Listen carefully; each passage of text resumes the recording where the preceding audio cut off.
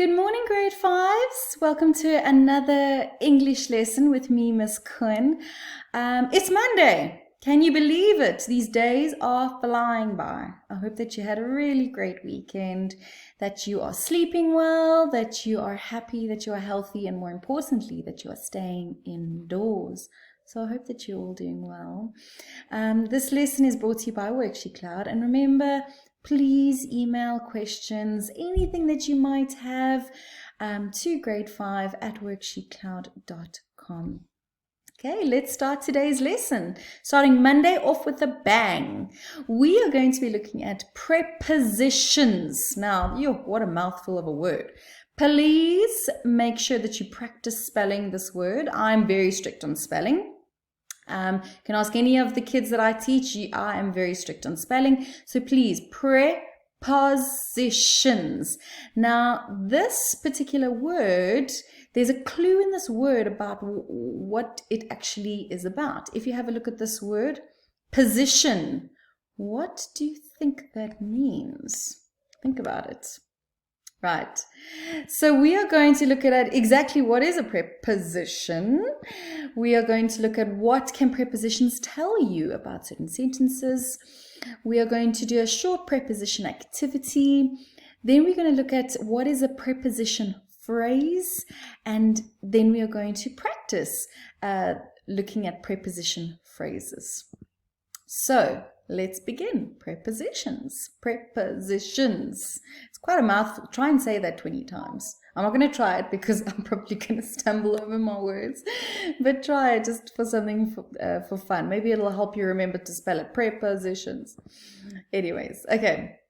What are prepositions? So prepositions are words that show relationships between people, places, or things in a sentence. They're almost like helpers. They tell you the amounts, they give you causes, directions, place, and they also can include time. So let's have a look at an example. Here is a sentence. We went camping in the woods to enjoy nature. Now, if we look at all these different parts of the sentence, we went camping is just a very basic, simple sentence. It doesn't tell you much, but the moment you say in the woods, it's telling you sort of the direction or position. So in would be classified as a preposition. The woods, to enjoy nature. So like, why did it happen? The cause of it was to enjoy nature, right? So let's have a look at some more examples with prepositions and specifically what they tell us about it. But before they do, I found this really cool, cute little poem. It's called Prepositions Are Everywhere. It's a poem called English Fresh Squeezed by Carol Diggory Shields. First ahead, then far behind. They just refuse to be confined. They're near and far, there and here, like monkeys on a chandelier. Over, under, across and through, inside, outside, between the two, within, without, among, around. It's hard to pin a preposition down. Quite cute. I'm sure you could actually create a rap out of this, which I'm not going to do now because I think I'm going to embarrass myself, but I think you could. So do you see that I've highlighted all the words that are a preposition? They show direction, they show position, and it is quite important. And you'll see these words, and they're also a descriptive word. You won't just say the book table. You'll say the book is on the table, or the book is under the table, or the book is next to the table. But let's go into more detail with that. So some common prepositions and words that you might find in sentences. I'm just going to read through these lists quite quickly. About, above, across, after, among, around, at, before, behind, below, beneath, beside, between, by, down, during, except, for, from, in, into, like, of, off, on, over, since, through, toward, under, up, with, without.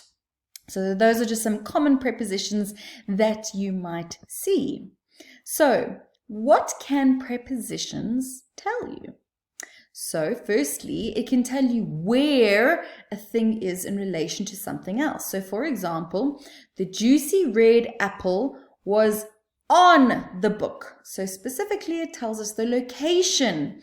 Where was this apple in relation to the book? It was on the book. So preposition, the position of it was on the book. It wasn't next to the book. It wasn't behind the book. It was on the book. Right. Secondly, a preposition can tell us when something is in relation to another event. So for example, she refused to leave the house until the postman had been. So the word is until. She didn't leave the house from, or she only left the house until that postman had left. And so it tells us a lot. So why was she waiting? Was she eager to look for some post? Maybe she was expecting a very specific letter or a package or something. So she didn't want to leave the house until. So the word until would be our preposition. And that gives us an indication of time. Thirdly, a preposition can also tell us the position again, but it will tell you the position of something in relation to something else as well. So the gentle brown dog slept beside the fluffy white rabbit. So very similar to location. The word beside is another word to say next to, right? And so we know specifically, we can visualize where this dog slept next to the fluffy white rabbit. So it gives you a really sweet image in your mind of these two little animals sleeping next to one another.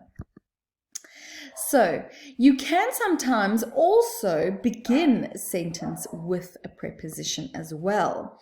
So if I have a sentence without fear, the brave child climbed the tall mountain.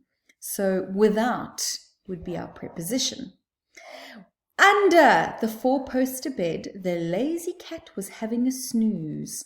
Under the four-poster bed. So we know it was under. It wasn't on top, it wasn't next to, it wasn't in a different room, it was under the bed. Inside the old house, there were all sorts of strange-looking people. So the word inside, it wasn't around the house, it wasn't next to the house, it was inside the house. So inside would be our preposition. Along the hall crawled a large spindly spider. Ooh, I am arachnophobic. I am a little bit scared of spiders, so that does give me the heebie-jeebies. But along the wall crawled the large spindly spider. Okay, so now we're going to do a little activity. So if I have the sentence, please sit on your chair, which word in that sentence would be the preposition? So I'm sure we're going to do this together. So I will give you a couple of seconds in between each one so that you can quickly look at each word, identify it, and then think which one would be the preposition. So out of please sit on your chair, what do you think? What do you think is the preposition? It would be on. Good. Question number 2. The teacher handed out the worksheet over her desk. So look at all the words. The teacher handed out the worksheet over her desk. The preposition in this sentence, over her desk. Question number 3. The boy dropped his pencil under his desk. Where did he drop it? He dropped it under his desk. You're doing fantastic. Good. Question number 4. The English book was between the maths and science book. Between, position, location. So the word between is our preposition. Question number 5. The girl walked along the corridor. So along, very similar to our spindly spider. Along is going to be our preposition over here. And question number 6, the light was above the teacher's desk. So where was the light in relation to the teacher's desk? It was above, which is our preposition. Hope you got all of those right. If not, we're going to do some more practice, and there will also be an activity attached to this lesson with a memo. Please download it, have a look at it, do it, and then mark it yourself. Right. So now we are going to specifically look at what is a preposition phrase. So now as soon as we have a preposition in a sentence, we're also forming a phrase, something to do with that particular preposition. So for example, the light was above the teacher's desk. So the light, you wouldn't just say a sentence, the light was above. Above what? Above who? Above.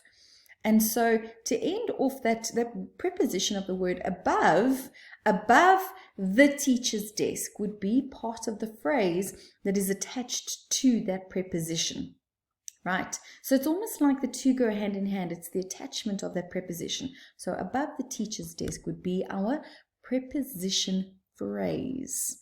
Okay, so let's sort of practice and have a look at different preposition phrases. And we're going to do this slowly, one by one. So now the rule of this particular activity is circle the prepositions and underline the prepositional phrases in the following sentences. If you want to pause this video and quickly get yourself a piece of paper and a pen or a pencil, please do. I encourage you. And then as I show each sentence, pause it again, maybe write the sentence down, try it out first, and then have a look at the answers, because I'm going to show the answers after every sentence. Okay, ready? Let's go. Right, so our first sentence. I became annoyed when the guy sitting behind me talked all through the movie. Right. I'm sure some of you have felt that. I know I've been to the movies a few times and I'm watching, and there are people having different conversations, and it can get quite annoying. Right, now in this particular sentence, I'm going to give you a clue. There are two prepositions. Now let's read through it again. I became annoyed when the guy sitting behind me, now here's location. Where is that guy sitting in relation to me? He is behind me. So the guy behind me talked all through the movie. Okay, so we know that the word behind is going to be the preposition. And who is it behind, or what is behind? It's behind me. So the words behind me would be our prepositional phrase. Right. Now, secondly, in the sentence, the other preposition, so behind me is our first prepositional phrase, talked all through the movie. So he didn't talk at the start of the movie, he talked throughout. And what did he talk throughout? The movie is the phrase that is formed with that preposition. So our preposition is the word through, and our phrase is through the movie is our prepositional phrase. Right, number 2. The wind blew the leaf off the tree and against the fence. Okay, the wind blew the leaf off the tree and against the fence. Here there's also two prepositions, and there's two prepositional phrases that go hand in hand with those prepositions. And so if we look at the sentence word by word, the wind blew the leaf off.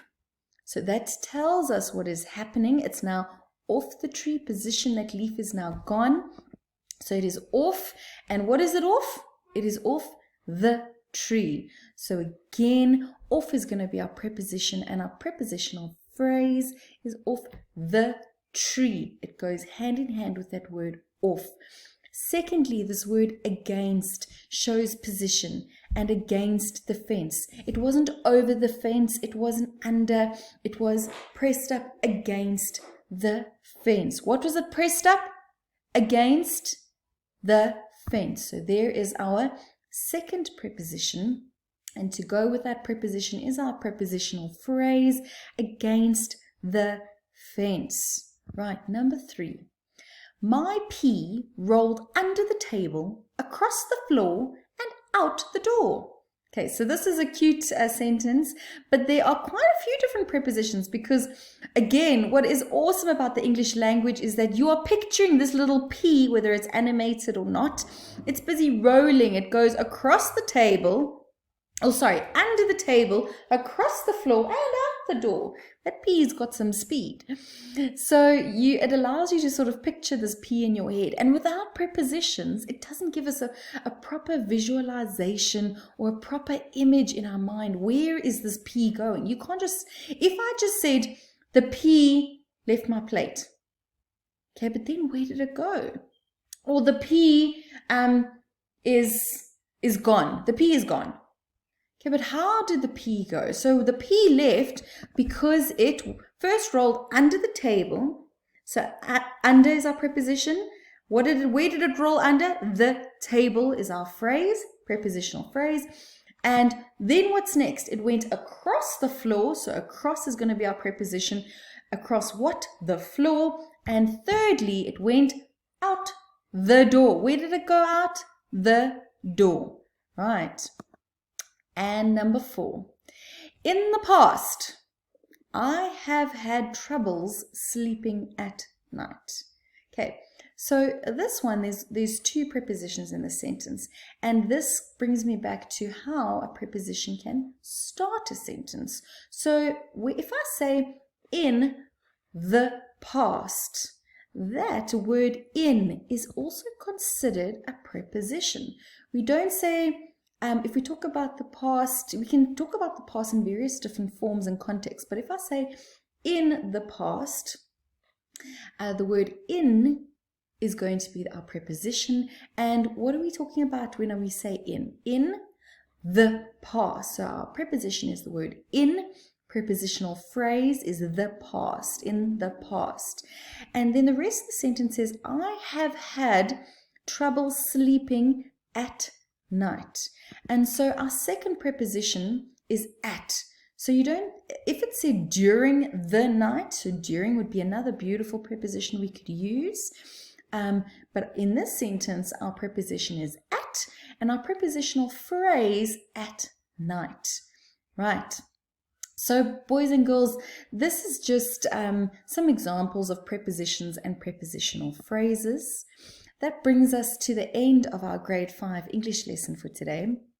Please, I do encourage all of you to download the worksheet to do the activity that is attached to this lesson. Remember that the more that you practice, the better you're going to become. English is, a lot of it is also just practice, like maths, where you just practice. You look at various types of sentences in different contexts, and it's important to look at it all and to just practice seeing different words because, like I said, with prepositions, it can be at the beginning of a sentence, it can be in the middle, it can be at the end. So practice, practice, practice.